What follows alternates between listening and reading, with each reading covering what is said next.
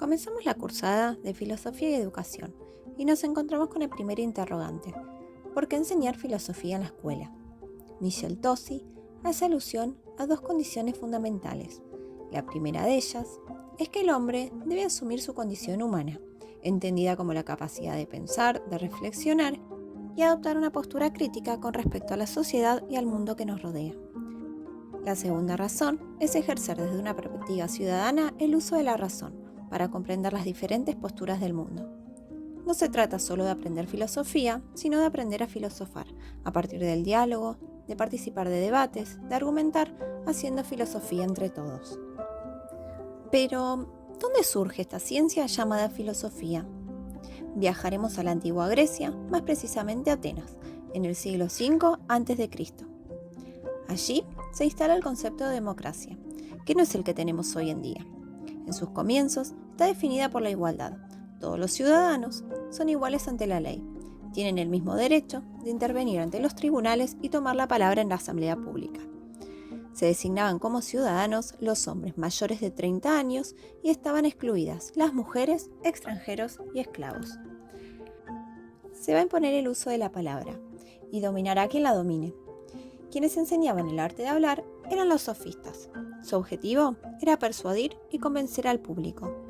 En este contexto aparece un ciudadano ateniense, dialogando con sus conciudadanos, afirmando: «Solo sé que no sé nada».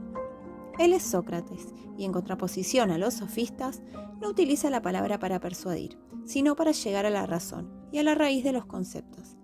La palabra y discurso tienen que estar dotados de sentidos. Introduce el concepto de logos.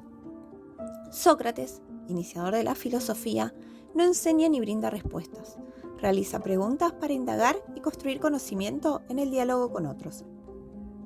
Continuamos el recorrido llegando al 1600. Aparece en Francia otro personaje importante de la filosofía, René Descartes, fundador de la modernidad. Desarrollando su teoría, dice que pienso y luego existo. Sostiene que aunque decida dudar de todo, hay una evidencia, que yo pienso. Y aún cuando no hubiese materia, habría un sujeto pensante. Descartes continúa con la búsqueda de la racionalidad. Pone en cuestión el saber acumulado de la época. Trata de legitimar un discurso aceptado por todos los hombres, en donde la verdad es administrada por la vía demostrativa, y no por la vía de la revelación o puramente experimental. Para alcanzar el conocimiento es necesario un método.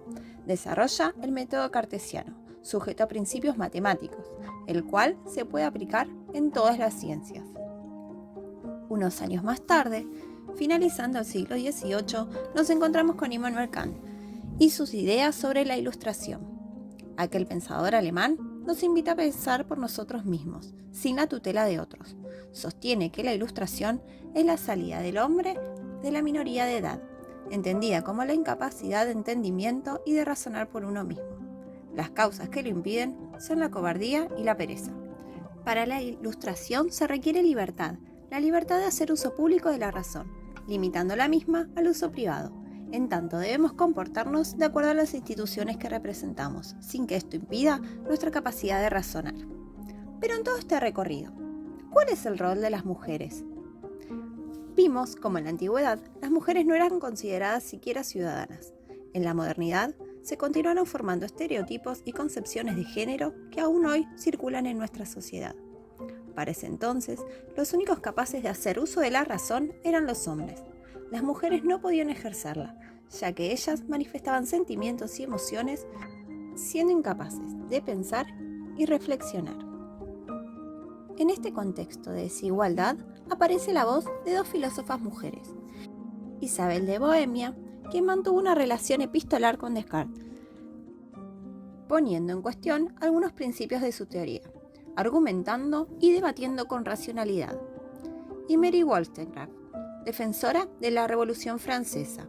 Fue una de las precursoras feministas en luchar y defender los derechos de las mujeres.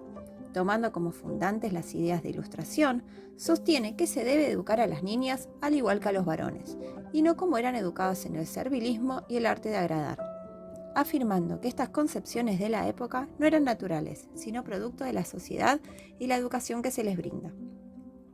Llegando al 2020, Luego de haber recorrido la cursada y algunos pensadores filosóficos relevantes, considero fundamental enseñarle a nuestros alumnos y alumnas a filosofar, a construir conocimiento en la interacción con otros y otras, a hacer uso de la razón, a darles lugar y voz dentro del aula, brindando igualdad de derechos y oportunidades.